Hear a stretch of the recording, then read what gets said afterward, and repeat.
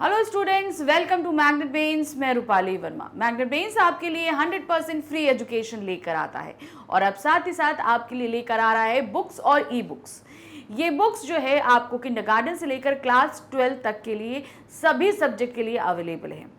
ये बुक्स अलग अलग कैटेगरीज में आपकी सुविधा के लिए डिवाइड की गई हैं। ये कैटेगरीज हैं आपकी जो थ्योरी बुक है, आपकी एमसीक्यूज बुक है, एनसीईआरटी सॉल्यूशन बुक है। तो इस तरीके से कई हमारी बुक की कैटेगरीज हैं जो आपको पढ़ाई में बहुत ज़्यादा हेल्प करेंगी। ये बुक्स प्राप्त करने के लिए नीचे डिस्क्रिप्शन बॉक्स में एक फॉर्म दिया गया है, उसे फिल करके सबमिट करिए और आपके सबमिट करते ही हमारा एक टीम मेंबर आपसे कॉन्टेक्ट करेगा इस बुक के रिगार्डिंग। तो बुक प्राप्त करके भी आप अपनी पढ़ाई को बहुत आसान बना सकते हैं।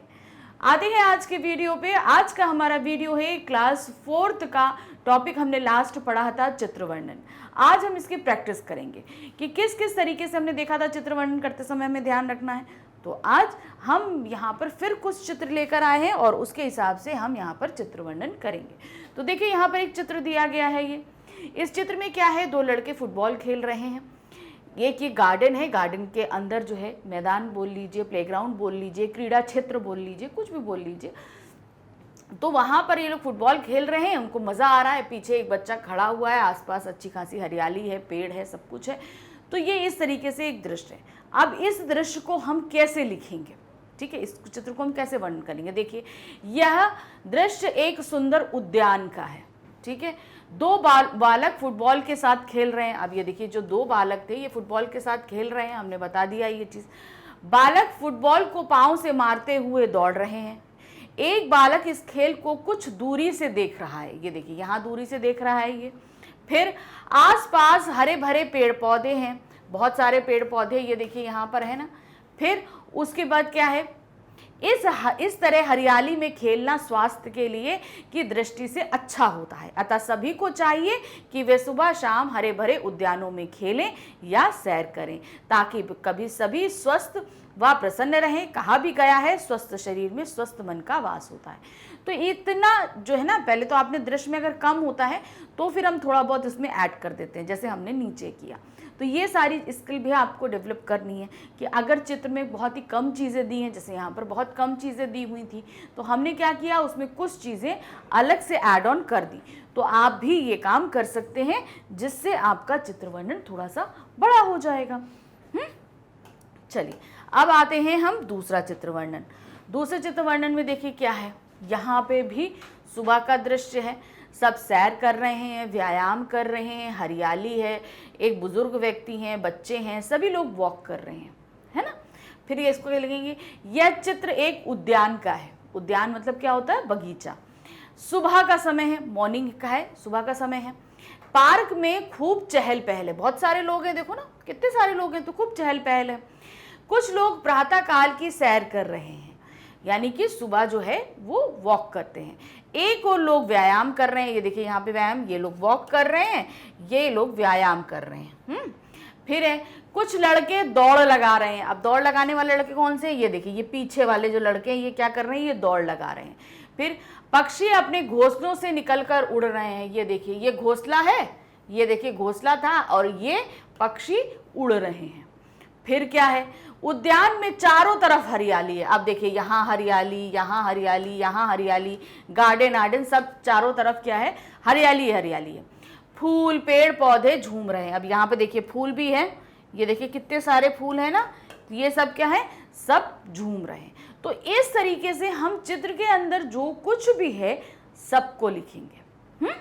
चलिए आते हैं फिर से एक चित्र पे, देखते हैं क्या है यहाँ पर। अरे बाबा रे, यहाँ तो कुछ जो बहुत ही बढ़िया चित्र दिया है। ये देखिए एक फैक्ट्री है, फैक्ट्री से गंदा पानी है, ये नदी में निकल रहा है। नदी में एक धोबी कपड़े धो रहा है, जो जानवर हैं गाय वगैरह वो सब नहा रहे हैं। तो क्या हुआ, इस तरीके से उन्होंने क्या किया, नदी को गंदा कर दिया, है ना। तो अभी देखिए क्या है, प्रस्तुत चित्र में जल प्रदूषण को प्रभावित करने वाली स्थिति को दर्शाया गया है। क्या बताया गया है, यहाँ जल प्रदूषण के बारे में बताया जा रहा है। इस चित्र में एक व्यक्ति कपड़े धो रहा है, तो ये देखिए कपड़े धो रहा है, हो गया। नाले का पानी नदी में गिर रहा है, ये देखिए नाले का पानी नदी में गिर रहा है। फिर उसके बाद क्या है, कारखानों से निकलने वाले रसायन आदि अपशिष्ट पदार्थ भी नदी में गिर रहे हैं, तो ये सारा भी कहाँ है, गंदगी नदी में ही गिर रहा है। फिर हम सभी जानते हैं इन सब से नदी का पानी दूषित होता है। जल के बिना मनुष्य का जीवन संभव नहीं है और नदियों का जल मुख्य स्रोत है। मुख्य स्रोत क्या, हमारे पीने का मुख्य पानी हमें नदियों से ही प्राप्त होता है। नदियों के जल को प्रदूषित होने से बचाने के लिए हमें समय रहते अपनी इन गलतियों को सुधारना होगा, अन्यथा इसके दुष्प्रभाव बहुत भयानक होंगे। तो देखिए यहाँ पर एक समस्या दिखाई गई थी। तो इस तरह के चित्र वर्णन में जहाँ पर कोई किसी तरह की समस्या को हमारे सामने रखा जाता है, जैसे जल प्रदूषण है, ये एक समस्या है, तो इस तरह के में आपको नीचे ये देना पड़ेगा कि जल हमारे लिए बहुत ज़रूरी है। जैसे हम वातावरण में प्रदूषण के बारे में बात करें तो ऑक्सीजन की कमी हो जाती है, पेड़ पौधे, हमारा पर्यावरण नष्ट होता है। तो इस तरह के जब भी हम चित्र वर्णन करेंगे तो ध्यान रखिए कि उसमें नीचे उस समस्या, जो चित्र है वो तो हमने बता दिया, फिर उस समस्या के बारे में 1-2 लाइन लिखेंगे, फिर उसके बाद उसको रोकथाम के लिए भी हम बताएंगे कि हमें नहीं करना है। तो ये देखिए हमने यहाँ पर जल प्रदूषण की समस्या बताई, फिर हमने यहाँ लास्ट लाइन में आपको रोकथाम के बारे में बताया कि हमें ऐसा नहीं करना चाहिए, नहीं तो हमें इसके परिणाम बहुत बुरे। पीने का पानी नहीं मिलेगा तो हम क्या जिंदा बचेंगे? नहीं बचेंगे ना। साफ पानी नहीं मिलेगा तो हम बच ही नहीं सकते। तो इस तरीके से हम ये अपनी समस्या यहाँ पर उजागर करके और फिर क्या करेंगे, यहाँ पर उसका नीचे समाधान भी दे देंगे। चलिए अब आते हैं, एक और हमारे पास में चित्र है, उसको भी देख लेते हैं।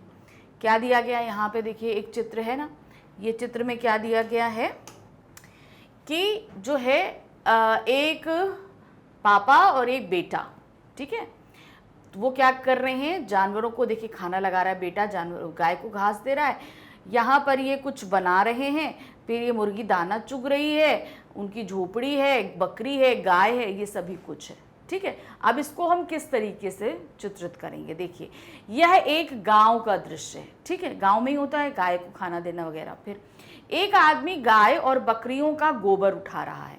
अब ये क्या, गाय और बकरी जो वेस्ट करते हैं उनको वो उठा रहा है, ये वे उठा रहे हैं। और मुर्गी दाना चुग रही है, ये देखिए मुर्गी दाना चुग रही है, ये गोबर उठा रहे हैं। फिर दोनों पापा बेटा खुशी खुशी अपना काम कर रहे हैं, ये देखो पापा हो गए और ये बेटा हो गए, दोनों खुशी खुशी अपना काम कर रहे हैं। गांव में ऐसे ही लोग अपने पशुओं की देखभाल करते हैं। इन सब के बदले में गाय उन्हें मीठा दूध देती है, कुछ लोग बकरी का भी दूध पीते हैं, मुर्गी हमें अंडे और मांस देती है। तो इस तरीके से हमने इस चित्र में बता दिया कि क्या क्या चीज़ें हैं।